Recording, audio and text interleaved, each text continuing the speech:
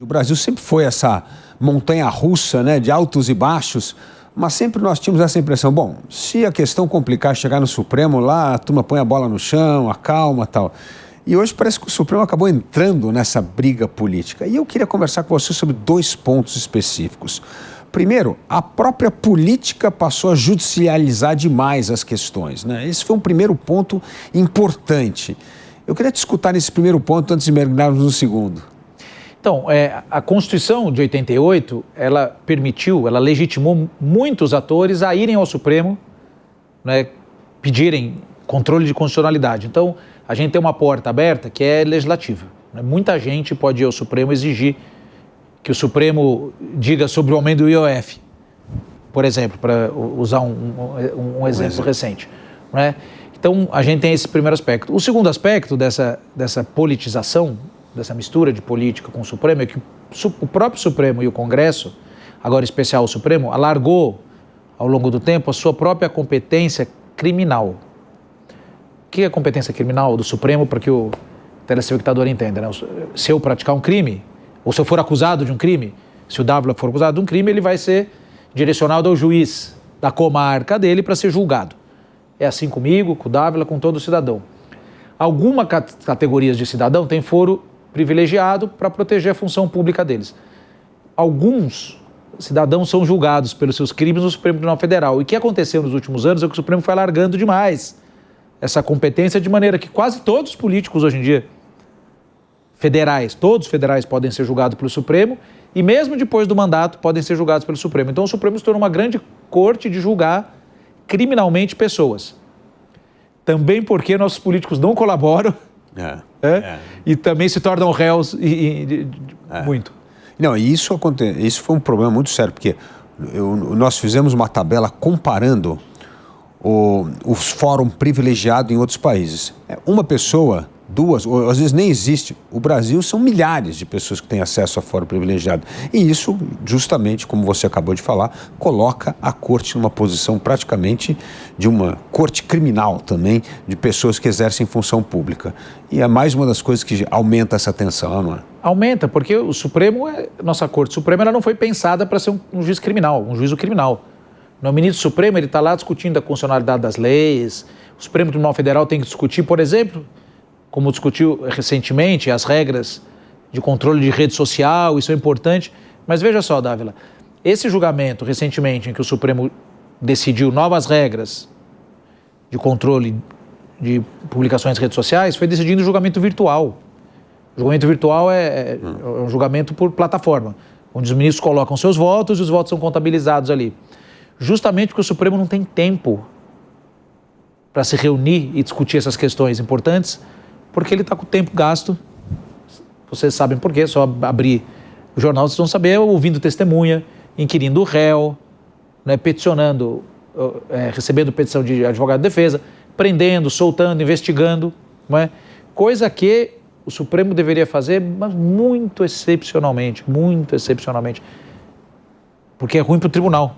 Principalmente porque é ruim para o tribunal. Antes de tudo, é ruim para o tribunal. É verdade. Deixa de fazer esse papel de corte constitucional e passa a adentrar em questões mais cotidianas que não deveria ser tratado numa Suprema Corte e que nem é tratado em Suprema Corte no restante do mundo, né? Não tem nem estrutura para isso. Não tem estrutura para isso, porque não foi pensado para isso. Então, a gente está num caminho, eu gosto de pensar de maneira otimista, se nós estamos aqui discutindo em público isso, primeiro porque a gente pode discutir, e segundo é porque há uma percepção. E aí, por isso a OAB de São Paulo instituiu essa comissão de reforma judiciário, há uma percepção que há um clima positivo para discutir reformas construtivas, transparentes, né? Num sistema de justiça, até porque a última reforma judiciária é do começo do século, mais de 20 anos atrás. Então, natural que tenhamos que discutir isso agora. Agora, o segundo ponto que eu queria tratar... Nós conversávamos um pouco aqui antes de começar o programa, que eu ajudava então o professor Celso Bastos a organizar lá os seminários de direito constitucional nos anos 90. E eu me lembro muito das figuras importantes do direito. Então tinha o Manuel Gonçalves Filho, tinha o Miguel Reale, eram grandes figuras. E era um debate muito que eu chamava de garantistas, pessoas que queriam fazer a Constituição ser cumprido naquilo que estava na Constituição. Mas de um tempo para cá, a gente vem com esse neoconstitucionalismo que tem uma visão bem diferente, praticamente aquilo que são as coisas bem normativas da Constituição, como o artigo 5º, como são a questão da organização do poder, e iguala a questões de direitos sociais, etc., que são mais aspiracionais, né? Então houve uma mudança muito grande de mentalidade na Suprema Corte. Você acha que isso teve um papel importante para este aumento do escopo da atuação da Suprema Corte? Teve. É importante dizer que o Supremo Tribunal Federal, como qualquer juízo, ele só age quando é provocado. Sim. A gente fala, é um poder inerte. Alguém precisa ir lá pedir alguma coisa para o juiz. E, de fato, nos últimos 15, 20 anos, a sociedade organizada aprendeu ou acostumou a procurar mais o Supremo Tribunal Federal. Demais, não é? Porque a nossa Constituição ela tem cláusulas bem largas que permitem isso. E 2, porque talvez seja um momento, um movimento natural, né, de uma democracia recente ainda. Então o Supremo começou a ser demandado demais. Começou a ser demandado demais para todas e quantas questões. A gente poderia falar aqui, né, de uma série de questões que passaram pelo Supremo. E, num primeiro momento, acho que num espírito democrático, o Supremo tem toda a conta. Tem toda a conta. E um fenômeno paralelo que ocorreu ao lado disso, e aí está estudado, né, o Congresso Nacional foi recuando. O Congresso Nacional deixou de fazer a sua função do quê? De ditar as regras do jogo. Ditar democraticamente. É projeto de lei, vota, Câmara, Senado. O Congresso Nacional foi diminuindo sua capacidade de desenhar a regulação do Estado, da vida do cidadão. O que eu quero dizer? Foi discutindo menos lei e menos projeto de lei. E aí ficou um vácuo, né? Quem dita a regra do jogo? Só que na democracia participativa não tem vácuo. Se tem vácuo, alguém ocupa. Volto ao exemplo que eu dei no começo, né? Do julgamento recente que discutiu o artigo 19 do Marco Civil da Internet das redes sociais. O Supremo Tribunal Federal até esperou os últimos 2 anos, porque tem um projeto de lei lá no Congresso parado. Só que nesses últimos 2 anos o projeto de lei não se movimentou no Congresso. O Congresso não agiu para regular fake news, tudo isso. E o Supremo começou a ser provocado para fazer, e fez. Fez com toda a sinalização de que estava esperando o Congresso fazer. E aí a gente entra num cenário de insegurança jurídica muito ruim. Porque eu já li aqui e ali pessoas dizendo, olha, bom, vamos esperar agora o Congresso votar a lei. Então a gente pode ter ali daqui a alguns meses o Congresso votando uma lei que seja contrária ao que o Supremo Tribunal Federal acabou de decidir. Não é? E isso traz muita estabilidade para o país. Né? Ficar eu digo, um looping, né? Nesse caso do artigo 19, uma coisa que me chamou muita atenção, quando o Marco Civil da Internet foi feito, foi muito elogiado no mundo inteiro, justamente porque foi um trabalho da sociedade civil, de especialistas, né, para desenhar um Marco Civil que justamente preservasse a essência da liberdade de expressão. E é justamente o artigo 19. E agora foi considerado inconstitucional. Aliás, uma coisa que para mim parece uma aberração jurídica. Parcialmente, né? Como é que você caça o direito de alguém falar na rede social sem uma ordem judicial? Isso parecia uma coisa assim fundamental ali, e ali se perdeu. E agora existe essa história de esperar o Congresso regulamentar.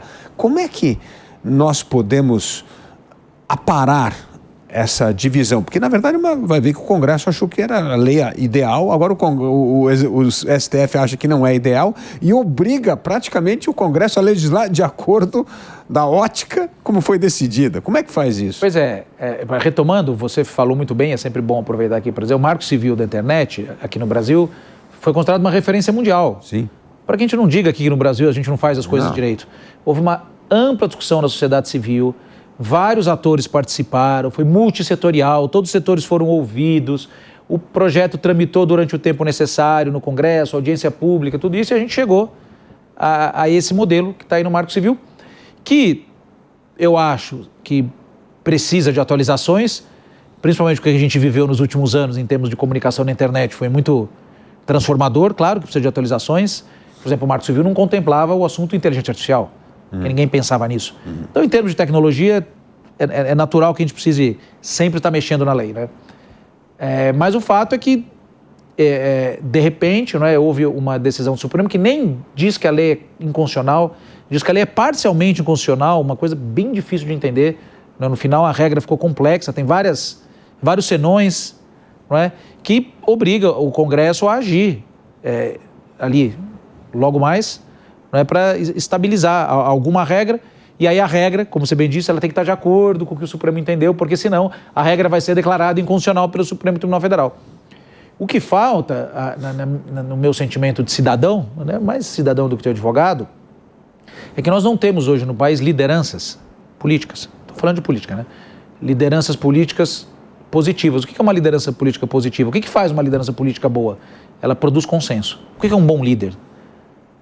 Um bom líder qual é a boa liderança? Aquela que é capaz de produzir consenso. Fazer as pessoas conversarem, fazer as pessoas divergirem e entender qual que vai ser o resultado de consenso. Você entende um pouco aqui, eu entendo um pouco ali, só que a gente precisa ter uma decisão que sirva a todos.